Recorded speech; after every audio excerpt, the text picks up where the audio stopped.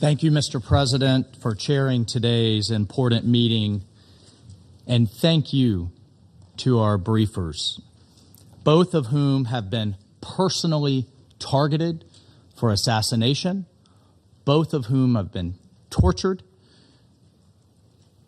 at the hands of this brutal regime. Thank you for your courage, thank you for your strength, and for coming today to speak on behalf of the Iranian people. Colleagues, let me be clear. The level of violence, the level of repression that the Iranian regime has unleashed on its own citizens, its own people, has repercussions for international peace and security. You're going to hear today that it doesn't, that it's an internal matter. Absolutely wrong and false. This demands this council's attention. The people of Iran are demanding their freedom like never before in the Islamic Republic's brutal history.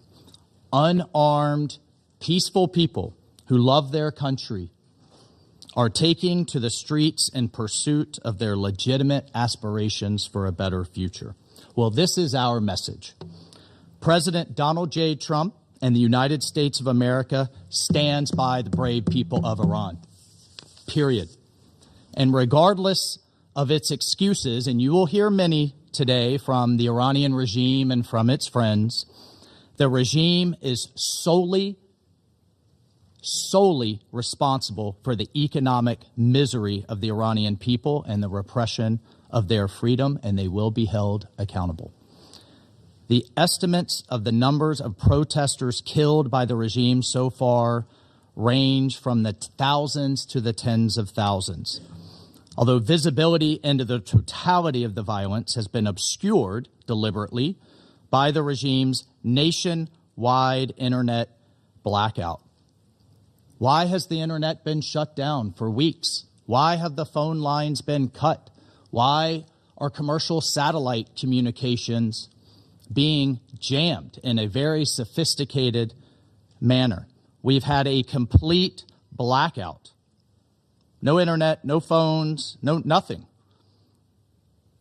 Only thanks to the Starlink system do we even have some window, a limited window, into the atrocities that are ongoing. Well, President Trump has been clear. He will not, nor should the international community, tolerate innocents being slaughtered in the streets. Since 1979, for decades, the regime has posed a threat to peace and security in the name of a religious ideology. The regime calls for death to America and the annihilation of Israel. Even as its own citizens cannot afford the very basics, food, drinking water, very basic medicines, it spends billions to develop its nuclear and ballistic missile programs to threaten its neighbors in the world and its support of terrorism. Well, from its inception, the regime has been the world's #1 state sponsor of terrorism, so declared year after year, bringing uncountable death and suffering to innocents from Beirut all the way to Buenos Aires, while its rulers have become rich off of oppression and misery meted upon the Iranian people. The Iranian regime has also been a serial human rights abuser from its very first day in power. And as you heard today, young women like Mahsa Amini have been murdered for daring to uncover their hair in public. While religious minorities have been subjected to the most severe persecution, these abuses have been documented right here by this body, have been documented at length by the United Nations, have been documented by the Secretary General's own regular reports on the situation of human rights in Iran, the most recent of which was released just last year in 2025. Colleagues, in addition to the gross human rights abuses In addition to its illegal march towards a nuclear weapon, in 1979, the regime we now know, led by Ayatollah Khamenei, gave support to radical students who attacked the United States Embassy in Tehran, took over 50 Americans hostage, and held them in captivity for over 400 days. That was followed by the bombing attack on the United States Embassy in Beirut, killing 17 Americans and scores of Lebanese civilians, followed by the supported and direction of terrorists who drove 2 trucks filled with explosives into U.S. and French barracks in Beirut, killing 241 American soldiers and 58 French military personnel, all part of a multinational force invited by the Lebanese government. It's responsible for the deaths of over 600 American service members and countless others in Iraq. Bottom line is Iran's partners and proxies with Iranian weaponry, documented by the United Nations Yemen panel of experts, have repeatedly attacked our partners in the Gulf and attempted to damage global energy infrastructure. And then finally, the Iranian regime state television amplifies calls for a, quote, one-bomb solution to wipe Israel off the map, which ironically would be not only a massacre of all Israelis, but also the Palestinian people whom the regime claims to support. In 2011, the regime attempted to assassinate the Saudi ambassador to the United States in Washington, D.C., but luckily the attempt was thwarted, and further, the regime has continued to plot assassination attempts against the President of the United States, against President Trump, and other senior U.S. government officials, in addition to those who dare speak out living here in the United States.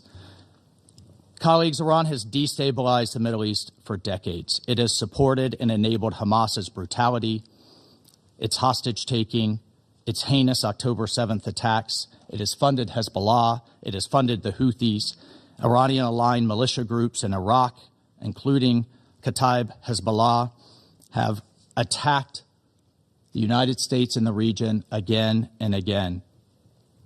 It's backed the brutal Assad regime, and at every turn, the regime has put terrorist proxies in other nations before the welfare of its own citizens. And as a result of the regime's actions, putting money in the pockets of terrorists, funding its nuclear and missile programs instead of the basic needs for the people of Iran, Iranians have had enough.